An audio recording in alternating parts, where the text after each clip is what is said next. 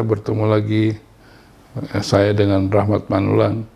Ada hal yang terpenting dalam kehidupan manusia agar manusia bisa hidup secara maksimal. Seperti kalau kita lihat misalnya binatang, ikan itu tempatnya di mana?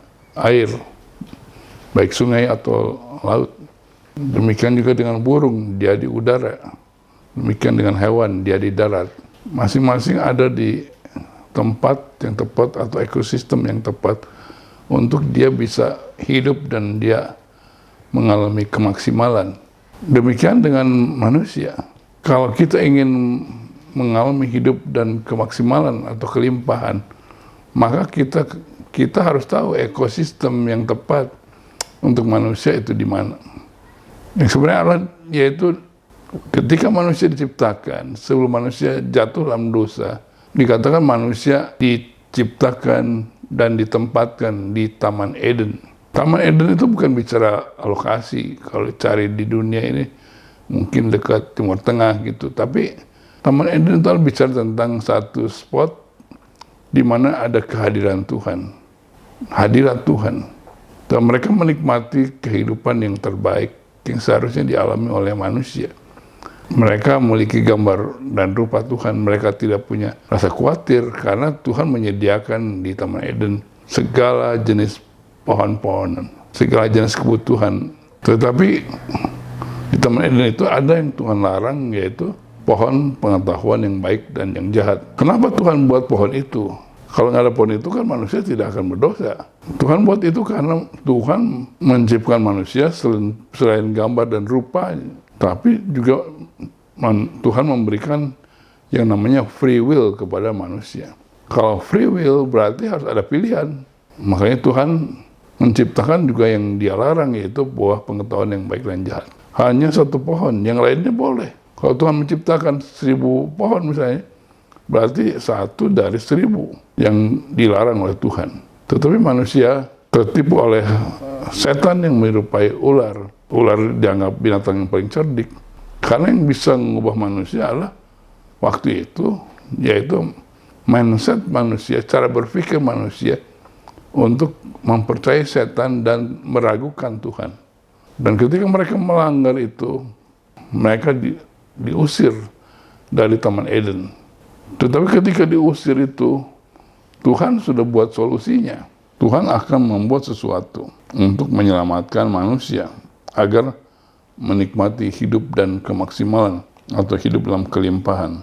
Dalam Kejadian 3 ayat 15 disebutkan bahwa Aku akan mengadakan permusuhan antara engkau dan perempuan ini, antara keturunanmu dan keturunannya. Keturunannya akan meremukkan kepalamu dan engkau akan menemukan tumitnya. Di kitab Kejadian sudah dibuatkan satu solusi bagi manusia, yaitu Tuhan akan menghancurkan pekerjaan setan, menghancurkan kepalanya. Kenapa begitu penting? Karena ini kunci dari persoalan seluruh dunia sepanjang sejarah, di mana manusia menghadapi permusuhan dengan kuasa setan yang menyerupai ular itu.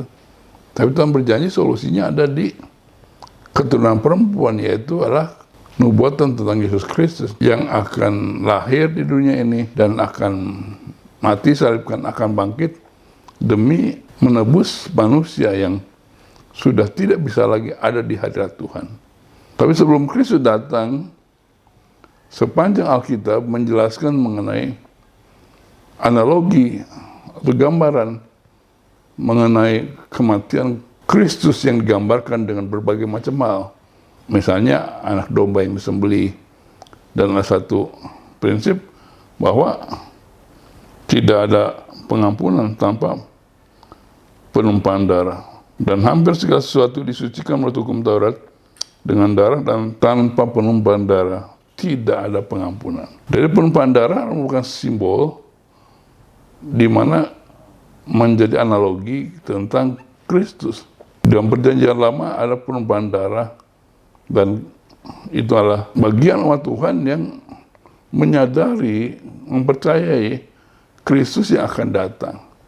Itu yang namanya Perjanjian Lama. Supaya apa? Supaya manusia bisa kembali ke hadirat Tuhan. Karena manusia tidak bisa kembali ke hadirat Tuhan, menyembah Tuhan, tanpa ada domba yang disembelih, tanpa ada korban penumpahan darah. Dan para imam itu tugasnya adalah ya menjadi pengantara antara Tuhan dengan manusia yang berdosa. Dan itu adalah gambaran tentang korban, itu adalah gambaran tentang Kristus yang akan datang dan kemudian dia mati, disalibkan untuk mengampuni dosa manusia.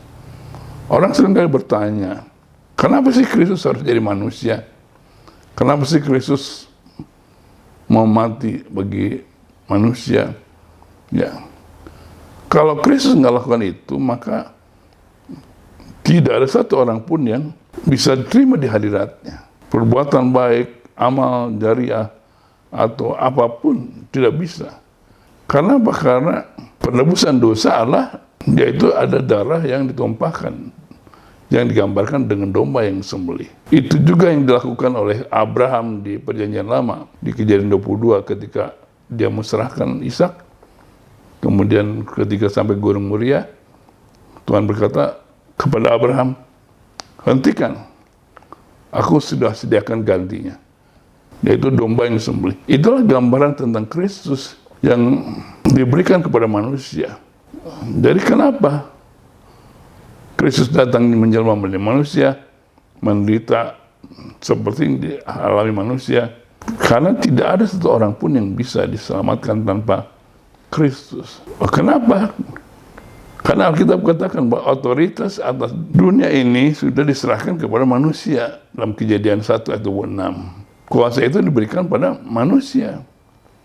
Jadi ketika diberikan pada manusia, Tuhan tidak lagi bisa berkuasa atas dunia ini kecuali melalui manusia. Jadi Kristus menyelamatkan manusia dengan dia membayar harganya untuk menggantikan dosa manusia. Demikian juga setan. Sebenarnya setan tidak bisa kuasanya mengganggu manusia kecuali manusia sendiri mengizinkan setan bekerja. Jadi kalau kita mengerti ini, karya Yesus itu adalah demi manusia, supaya manusia bisa diselamatkan.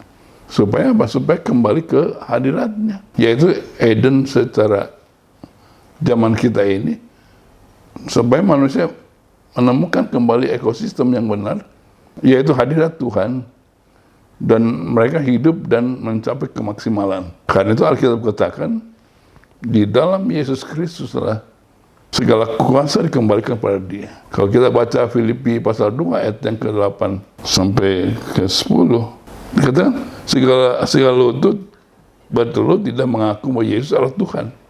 Tuhan berkuasa kembali ke atas dunia.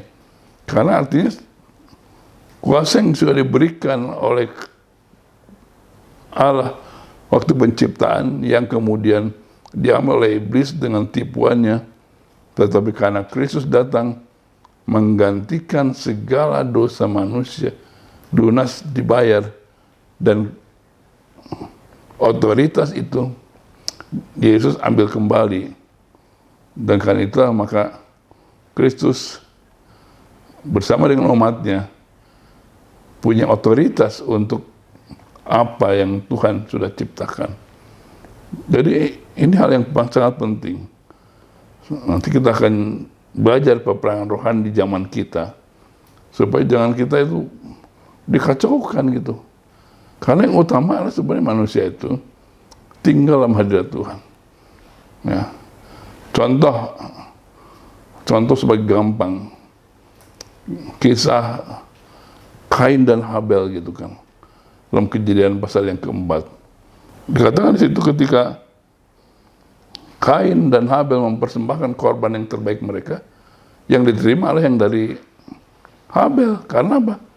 Karena Habel membawa korban sembelihan, sementara Kain hanya membawa buah dan sayur yang juga yang terbaik. Orang tidak bisa datang pada hadirat Tuhan, kepada Tuhan dengan kebaikan manusia. Harus ada korban diserahkan, itu domba yang disembelih. Jadi, dan Alkitab katakan, kalau baca dalam Kejadian 4, Tuhan menghukum Kain. Sehingga akhirnya dia bilang, terlalu berat penderitaanku ini. Karena dikatakan, karena aku di luar dibuang dari hadirat-Mu. Tidak ada yang lebih menyakitkan adalah kecuali kita dibuang di hadirat Tuhan. Karena itu kita harus kembali ke hadirat-Nya sekarang dengan kita percaya pada Yesus, korban sembelihan sejati, dan kemudian kita hidup dalam ketaatan. Karena kalau kita tidak taat di dalam dosa, maka muncul yang namanya intimidasi, ya, tidak damai sejahtera. Jadi selain darah Kristus untuk menjaga, mempertahankan tinggal dalam hadirat Tuhan, kita harus senantiasa hidup dalam kebenaran firman Tuhan. Puji Tuhan.